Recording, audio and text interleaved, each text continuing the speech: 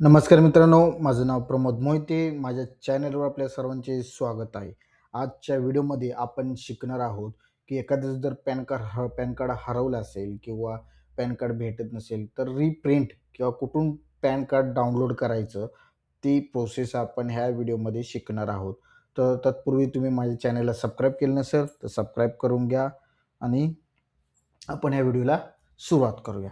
सर्वप्रथम तुम्हाला Google यायचं आहे. तुम्ही जिथून पॅन कार्ड अप्लाय केलं होतं म्हणजे NSDLवरनं केलं असेल किंवा इन्कम टॅक्सच्या ई-पॅन इन्स्टंटवरनं केलं असेल, ज्या माध्यमातून केलं तिथूनच तुम्हाला ते अवेलेबल होईल. आता आपण पहिलं हे बघू शकता, इथं आपल्याला ई पोर्टलचं साईड आहे. तुम्ही इथं जर केलं असेल तर इथून तुम्हाला होईल आणि इन्कम टॅक्सच्या साईडला पण तुम्ही लिंकवरनं इथं चेक स्टेटस आणि डाउनलोड याच्यावर क्लिक करून तुमचा आधार नंबर टाकून OTP टाकून डाउनलोड करू शकता. आणि दुसरी प्रोसेस ही इझी प्रोसेस आहे. तुम्हाला आधार कार्ड नंबर टाकायचा आहे, OTP टाकला की तुमचं इन्स्टंट पॅन जे इन्कम टॅक्सच्या साईडवरनं काढलं होतं तिथून डाउनलोड होईल सॉफ्ट कॉपी. तसंच तुम्ही आता दुसरी प्रोसेस आहे, तर तुम्हाला काय करायचं, तुमचा पॅन नंबर टाकायचा आहे आणि त्यानंतरनं तुमचा आधार नंबर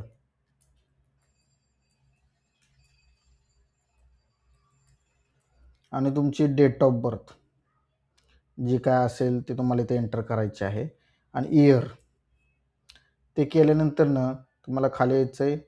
इथे या बॉक्सवर क्लिक करायचं आहे. बॉक्सवर क्लिक केल्यानंतरनं आय एम नॉट रोबोटवर क्लिक करायचं आहे आणि सबमिट करायचं आहे. सबमिट केल्यानंतरनं तुम्हाला अशी इन्फॉर्मेशन येईल, ही कन्फर्मेशन करायचं आहे. Select from below option receive OTP. तुम्हाला काय ह्या मेलवर OTP आला पाहिजे किंवा मोबाईलवर किंवा बोथ.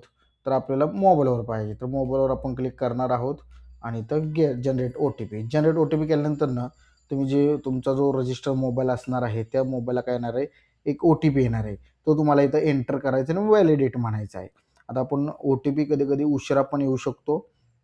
आता आपल्याला OTP आलेला आहे, आपण टाकत आहोत आणि व्हॅलिडेट म्हणायचं. व्हॅलिडेट म्हटल्यानंतर हे बघा आपलं काय झालेलं आहे, व्हॅलिडेट झालेलं आहे. आता कंटिन्यू विथ पेड ई-पॅन. आता आपल्याला हे जर इथून पॅन डाउनलोड करायचं असेल तर ₹8.26 आपल्याला काय करावं लागतील, पेमेंट करावं लागेल. तर तुम्हाला ते काय होईल, पॅन कार्ड डाउनलोड होईल. तर पे कन्फर्म म्हणायचं आहे. कन्फर्म म्हटल्यानंतर ना तुम्ही जो काय पेमेंटचा ऑप्शन असेल तुम्हाला सुटेबल, तो तुम्हाला सिलेक्ट करायचा आहे. आता मी QR कोडनं करत आहोत, त्यामुळे मी QR कोड सिलेक्ट केलेला आहे आणि तुम्हाला ते ₹8.26 पेड करायचे. पेड केल्यानंतर ना तुमचं ॲटोमॅटिक काय होईल, इथं चलन पेड होईल आणि तुमचं पॅन कार्ड जे आहे, जी सॉफ्ट कॉपी, ती काय होईल, आपल्याला अवेलेबल होऊन जाईल. आता इथं आपण पेमेंट केलेलं आहे. इथं आपल्याला वाट बघायची पेमेंट सक्सेस होण्याची. आता हे आपलं पेमेंट सक्सेसफुल झालेलं आहे. इथं बघू शकता, इथं कंटिन्यू म्हणायचं आहे. खाली आल्यानंतर कंटिन्यू आल्यानंतर म्हटल्यानंतर इथं बघा generate and print payment receipt यावर क्लिक करायचं आहे. क्लिक केल्यानंतर ना तुम्हाला अशा प्रकारे हे बघा आपली ही रिसिप्ट आली, आपण पेमेंट केलेली. अशा प्रकारे आपल्याला हे रिसिप्ट आलेलं आहे, हे डाउनलोड करायचं आणि जी काय आपलं जे काय ई-पॅन आहे ते आपल्या रजिस्टर मेलला काय केलेले सेंड झालेला आहे. तर तुमचा जो काय रजिस्टर मेल मगाशी आपण बघितलं, तिथं रजिस्टर मेल जो आला असेल त्याला काय होणार आहे, आपले जे ई-पॅन आहे ते काय आलेलं असेल आणि तिथून तुम्ही काय करू शकता, त्याची रिप्रिंट करू शकताय. अशा प्रकारे तुम्ही तुमचे पॅन कार्ड जे काही हरवले असेल किंवा सापडत नसतील तर तुम्ही काय करू शकताय, soft copy pan card download करून त्याची परत तुम्ही काय लॅमिनेशन करून ते पॅन कार्ड यूज करू शकताय.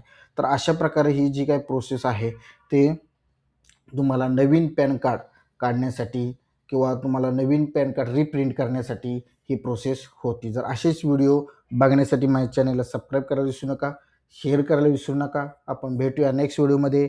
धन्यवाद.